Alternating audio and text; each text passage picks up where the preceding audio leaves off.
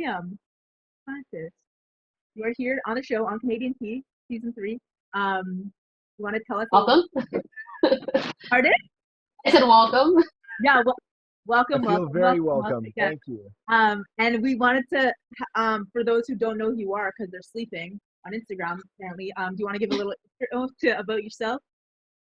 Well, okay. It's weird. I never really talk about myself. Like I try to be as quiet as possible on social media just because I feel like a little weird promoting myself. Um, but yeah, so I'm 21. I live in Montreal. This feels like a speed dating intro, but yeah, so I'm 21. I'm from Montreal. I recently took a year off of school at McGill to see if I wanted to pursue cooking as a career. I was studying cognitive sciences at McGill, so neuroscience and psychology, and I decided that I actually hate that, and I would much prefer to do something in the culinary field. So that's where I'm at now. I have a lot of plants. I don't know if you can see them in frame, but Yeah, we should. that's why some people call me Liam Plantis, which is kind of a weird name, but I like it. No, it's lovely. It's I mean it's unique and it's kind of this I don't know, it kind of embodies like you encompass it so well, I think, with your birds and your plants and like the vegetables and I don't know, like the Actually, that was one of the biggest problems I had today was trying to get my birds to be quiet for this whole thing. So I have them thinking that it's nighttime. So I have all the lights off and I have blankets over the cages so they don't start screaming in the middle of this. That was probably the most stressful part of today, honestly. it sounds so chaotic. Well, hopefully they're comfortable-ish, I guess. But yeah, Oh yeah, yeah, they're super happy. They're snoozing away. I love that. Cool. We're gonna get into the questions. Awesome. Yeah. Yeah, so what got you started in food and what's your earliest memory of making a dish or like cooking? Well, I mean, my family has always been like the traditions in our family has always been super connected to food. So every like holiday, every celebration, we'd always have like specific dishes that, my brother and I would go crazy if they weren't there. And that was the thing I always most strongly associated with food is like the tradition of family gatherings. I really only started cooking when I was 16. I was living with my grandparents and my grandma was kind of teaching me how to cook. And then once she realized how much I loved it, she kind of just let me go and do whatever I wanted in her kitchen. And she cleaned up after me. So that was kind of the best part. She bought all the ingredients, cleaned up after me, and that was kind of how I got started. It's really cool. Yeah, I love that. I love that story. What do you remember what you made? Well, so at first, it's kind of embarrassing to say this, but I was really into bodybuilding when I was 16. How is that So embarrassing? like So I was like one of those gym bros that would like I'd go to the gym like twice a day. I would count my macros and everything. And so I really started getting creative with cooking when I had to meal prep like 3 meals a day, 7 days a week. But I didn't want to eat the same thing every day. Like it was just so Yeah, boring to me, redundant. Yeah. I and it's like a lot of people can just get away with eating like chicken and rice all the time, but I don't no. know. I just get so Yeah. bored. Yeah, no. So I was making myself like Thai curries. I was making myself like I made like chashu pork at some point, like for 7 days a week, and it was just a lot of fun. At some point, I actually went vegan. That was tough. I had a lot of trouble with that, but you really have to Bella's get creative. laughing. Bella's laughing because I did that. Um, Bella's Well, laughing at Sorry. I mean, you must know better than anybody how creative you have to get with your ingredients to like look. kind of make something I exciting. yeah. I mean, for me, it's like I love being creative. Like I thrive in creative. Like when I have to think outside the box, I'm like da da da. Okay, cool. Like I'm just like Exactly. a weirdo, so it's like it's chill for me. But I agree with you. Like it's you have to be so innovative and you have to like find substitutes for me. Like personally, one of my favorite discoveries that I made like a little, I would say like I don't know, 2016, 2015 was Jackfruit Burgers, and then they kind of came and Really. got a lot of clout, and then now even Love the restaurant like has like a Yeah. whole and like I don't know, it was like very like I got a lot of my recipes off the internet. I think the internet is like so wonderful. It's just like it has everything to offer and be like, oh, top 10 vegan or top 10 plant. personally, like Exactly. I think vegan is so much different than plant-based because plant-based is like for me, it's like vegan. Their beer and fries are vegan, Oreos are vegan, right? But it's not necessarily healthy. You Yeah. can like so it's like plant-based for me is like I eat mostly plant-based now. To be honest with you, I only eat meat like two to three times a week. Yeah. Well, So same here. Like for me, it was more of like a environmentally responsible thing to do. okay, I've been trying to kind of spread the word about local meat production and how much better it is than like 100%. mass scale meat production.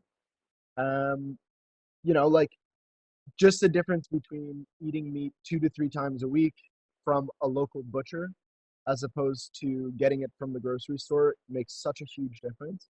For sure. And that's something I've been trying to promote a little bit recently. But I love you that. know, What butcher? Like, do you have a specific butcher? so I'm very loyal to my butcher. It's a I believe it's a Brazilian butcher on Roy, just off of Oh, Saint Laurent. It's called Alimpo.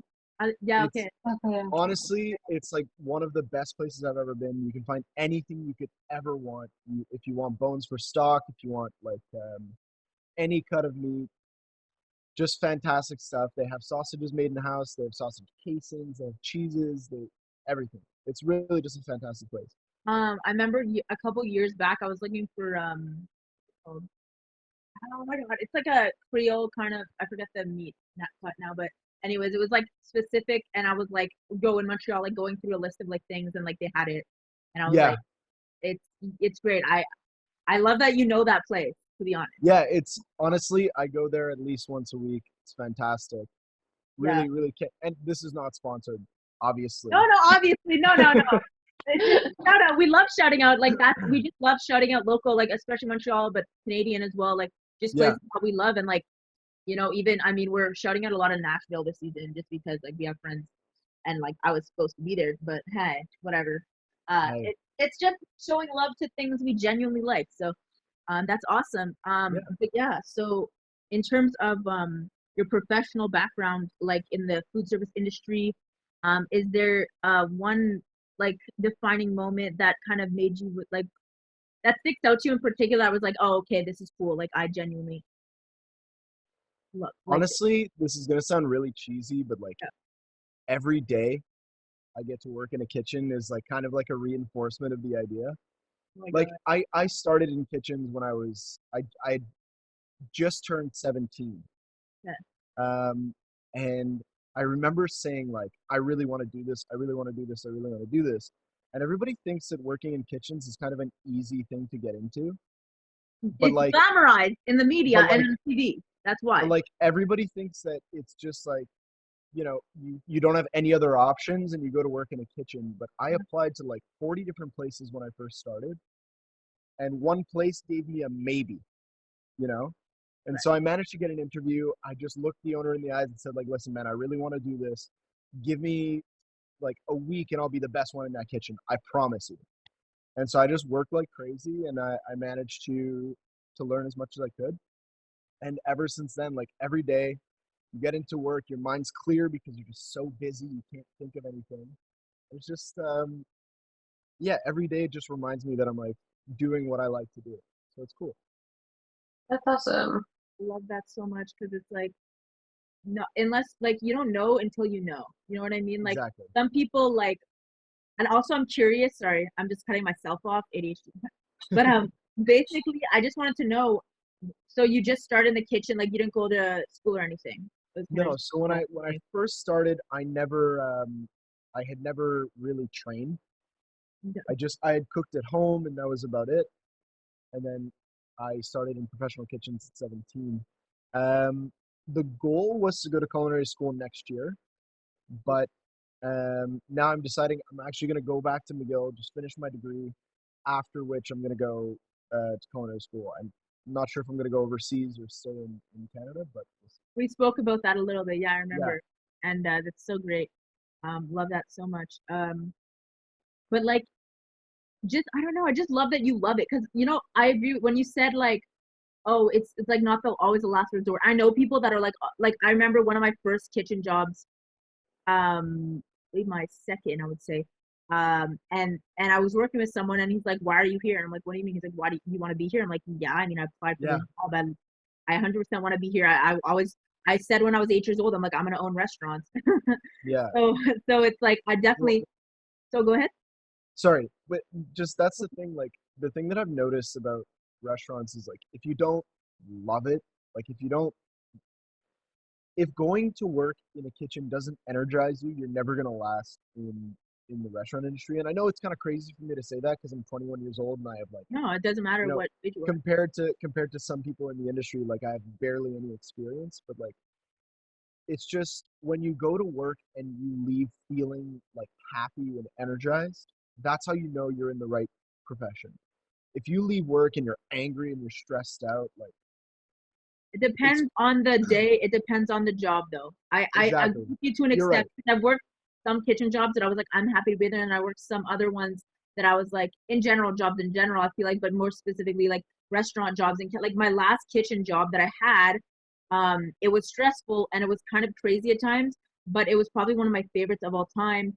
And the boss was so understanding and just honestly like unlike any other like job like restaurant or like food service job I've ever had, because it was a little bit of like you're in the front house and the back house, so it was Okay. interesting. It was an interesting vibe because you had like I mean, shout out to the bang guys, like I love y'all who work there. Nice. So I mean, it's great, honestly. Like we still get donuts from there for my shoots and everything. Like they're great. I love, shout out Juliana, who's a great guy. Anyways, but we're gonna get to the next question.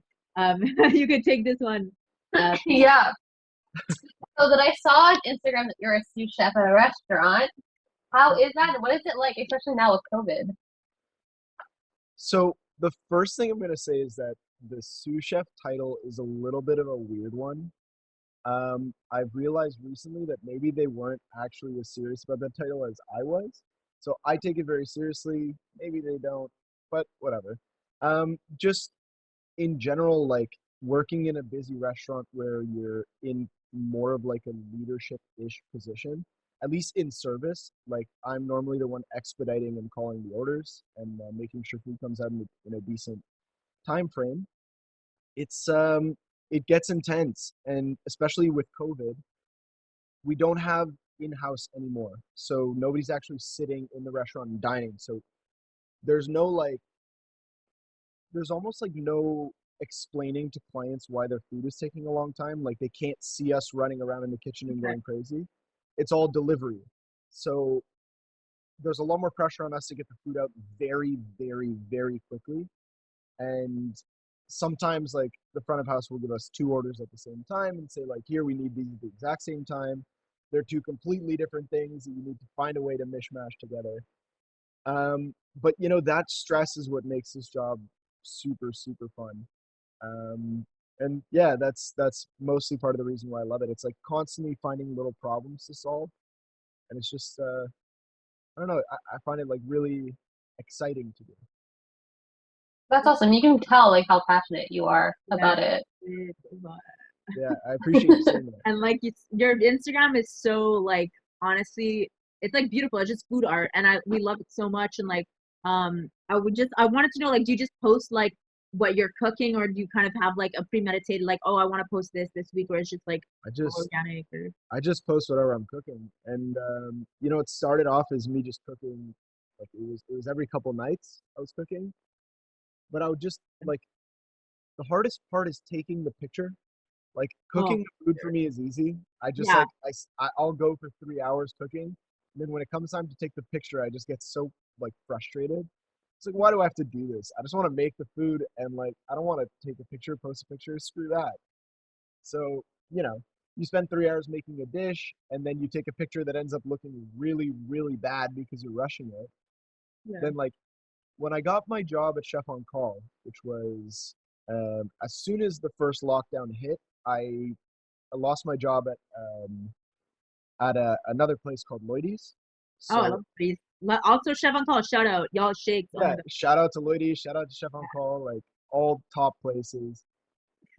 So I started working with Chef on Call, and I remember the front of house manager saw my Instagram and was like, "Yo, your food looks good, but like your photos are garbage. Like you have to take better pictures."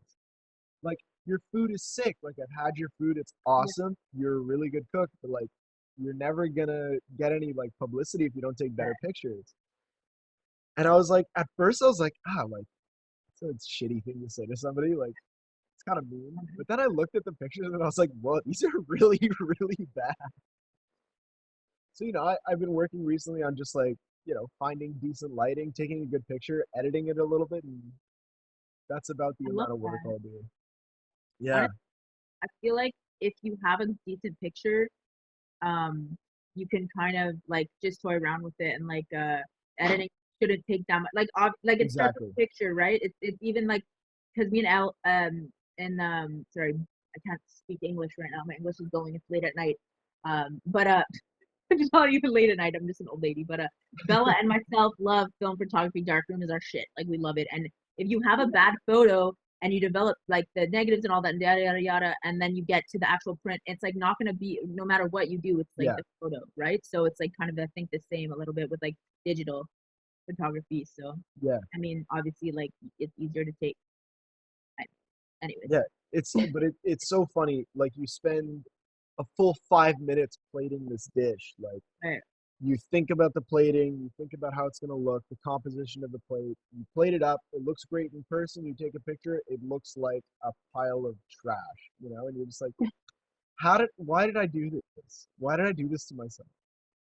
But fair. yeah, But so yeah, dude, you're all. I mean, not you're not just a great um like cook, but you're also a lovely musician, and we kind of your music is just kind of like just a zen, chill, like I don't know. I get like when like someone plays music and you're just like wow. So that's the oh, kind of thanks, man. I vibration really that's like appreciate that. no worries. But yeah, this is actually Bella's question. She's gonna take it. Yeah. How did you get started in music, and what's your earliest memory of like singing? Oh my God. That's a long ways away for me. Um, my whole family is super into music. My grandfather was a record producer in Quebec in the 1960s, 70s, 80s, all the way. Like he's still working today. He's pretty sure he's 78 or 79 years old. He's still working every day. Nice.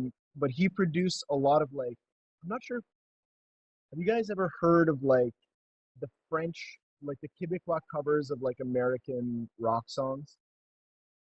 Not Like, really, but Kind of. some. okay, What do so you? What, there's like, for example, there's like Splish Splash by Bobby Darin, like okay. Yeah, that I know it. a song about taking a bath. Right, right. Splish, splash. Now we're taking a Yeah, bath. yeah, yeah. So Da-da-da-da-da-da-da. m- Yeah, my grandpa basically took that music from the yeah. States and brought it to Quebec, Okay. and made Quebecois versions of it. And somehow it caught on and it was super popular. Everybody loved it. Everybody went crazy. They actually just recently made a movie about him, so I will plug the movie. It's Go called ahead. Jukebox. It's Okay. on Crave TV. It's about my grandpa. Oh, Pretty nice. Okay. cool. But yeah, so basically from the time I was born, like there was just music all around me. I Yeah. started playing piano when I was, I think, 5 or 6 years old. And I remember just hating it. Like I hated it, how structured and like regimented it was because I was playing classical piano. And then this is gonna be a little bit of a show to my how do you say, like, vanity maybe, but I played like a recital, right, Okay. for everybody that was all the students of my teacher. Yeah. And I played a recital, and afterwards there were parents coming up to me like, wow, oh my God, that was amazing. And I just remember thinking like, oh, I could get used to this. Like this is kind of cool. And then I really dove into it. I did about 6 years of classical piano. Um, and then I just stopped taking lessons and started playing kind of more pop stuff. Taught myself guitar, a little bit of cello, played some trumpet, clarinet, um, and basically everything I could get my hands on. I only actually recently started singing, maybe when I was like 15. I Mhm. started actually trying, and I mean, you have a it's beautiful voice, so it well, obviously gets thank you, natural. thank you. It's just been trial and error mostly. Sometimes you sing something and you go, oh, wow, that was not great. I mean, Let's try that again. yeah, honestly, like I'm one of those singers. Like I basically I did vocal lessons and then I hit puberty, which was Okay. a nightmare a Rough. little bit. Rough. Yeah, because I did vocal. I think I was so I was like a late bloomer, and then I was like, well, now I have to learn it all over again. How to like, anyways, it was fine. I knew the basics, so I was able to kind of do it. But I feel you though. Like some people, there's like I can't really have perfect pitch. I'm like, you know what, it's fine. Like don't worry about it. But yeah, no. For me, like I'm self-taught. Like I only did vocal lessons and never taken a piano or guitar lesson or anything like that. And it's just like to learn an instrument to do music, like it's really something. Like you don't people like, oh, I could like, you're if someone's like, oh, like they watch a live performance or per se or like a YouTube video of someone and they're like, oh, like it was so bad. I'm like, you know, you have to explain a little bit more, elaborate on that because what was Exactly. bad about it? Like a film, it's like a music video. It's like what was bad about it and why didn't you like it? It's obviously art, so it's obviously like subjective. But that being said, like um clearly you just have an array of talents, which is so Yeah. Oh well, great. thank you. No worries. But so I mean, you kind of already answered this, but you play a bunch of instruments. So you did piano like in a school setting and Yeah. So my dad had found me a piano teacher when I was yeah, 6. We ended up becoming like really, really close. okay, And then so after that, I kind of just whatever I could get my hands on, I would try to teach myself. So I got okay, my so dad's on your guitar own when I time. was like 13. Okay.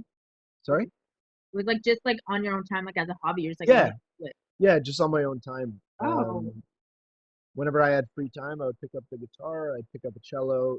Like my dad has always been super, super supportive of my music. So anytime I wanted to do something, he would find a way to get it done.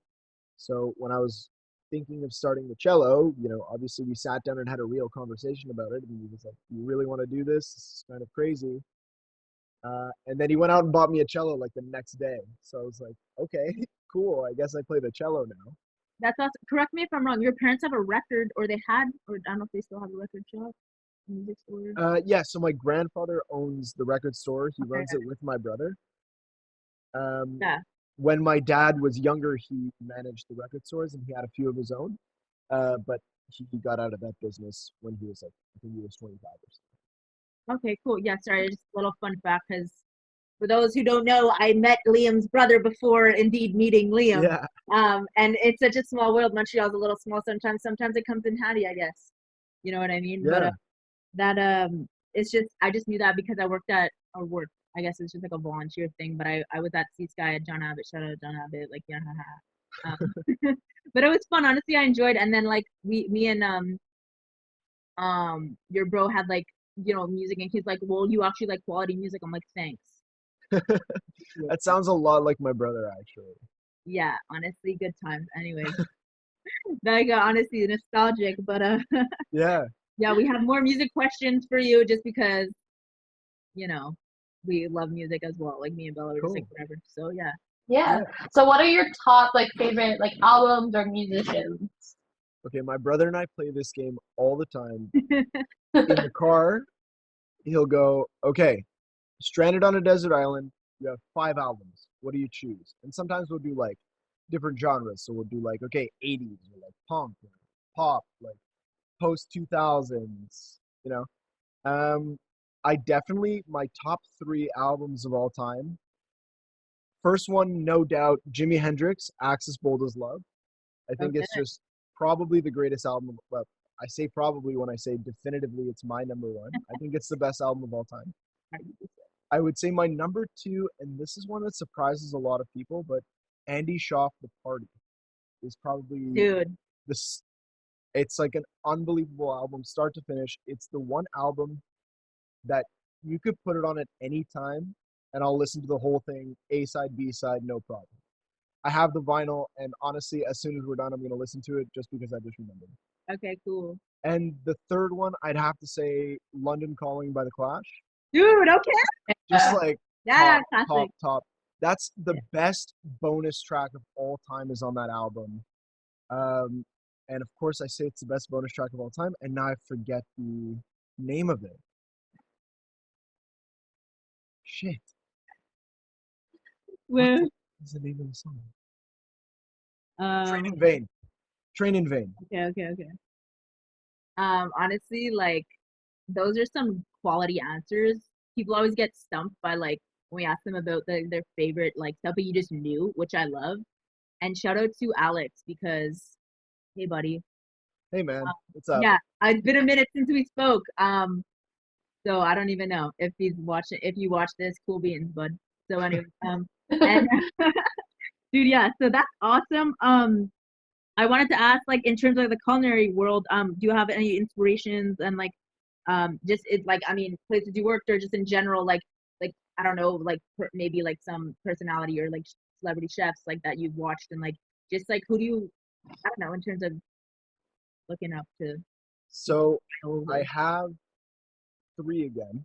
okay, okay, The first one is a classic. yeah. I recently read his autobiography. It's Marco Pierre White, Oh my God, yeah, the first British legend. chef to get 3 Michelin stars. Got it at age 33, which is just so cool. I know.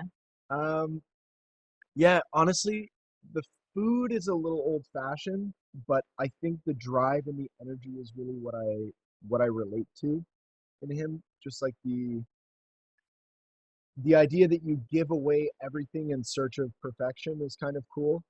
I have actually a knife with one of his quotes engraved on it. Oh wow, Um, he says one of his favorite things is to say that perfection is lots of little things the done things. well. Yeah, I was just gonna say that. I had it in And my so head.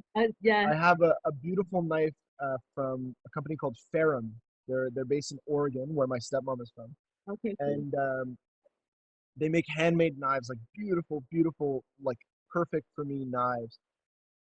And so I have lots of little things done well engraved on the side as a little ode to Marco Pierre White. That's so Um, cool. I'd say that my second one is Grant Achatz from Alinea in Chicago. It's just, I mean, I think that at that point, like at that point of cooking, it sort of borders between food and art, and I'm not really sure where, like, how I feel about that kind of distinction. Like, I feel like sometimes he's more on the side of art, but Okay. I like how he's pushing the boundaries of food with molecular gastronomy and really finding like what's the craziest thing that we can do with this that's still like delicious. And the third one is Alex Atala from Dom. Dude, cool. I So love your answers to these. Oh my God. the last two are from Chef's Table. Obviously, like Love I've been that. watching a lot of Chef's Table when I really got into cooking, and those are the two episodes that I really got like I went crazy on. Anytime I want to show somebody like why I love cooking so much, I show them those two episodes. Yeah, And the thing that I love about Alex Atala is that he's very big on low waste, sustainability, mindful. using every part of the animal, which I Yeah, think, well, every part of the animal, every part of the plant, every part of the yeah. ecosystem, which I think is amazing. And just the things that he does with parts of things that you would never eat normally is kind of crazy. Like his gold dusted ants. It's like kind I of honestly like. wild thing.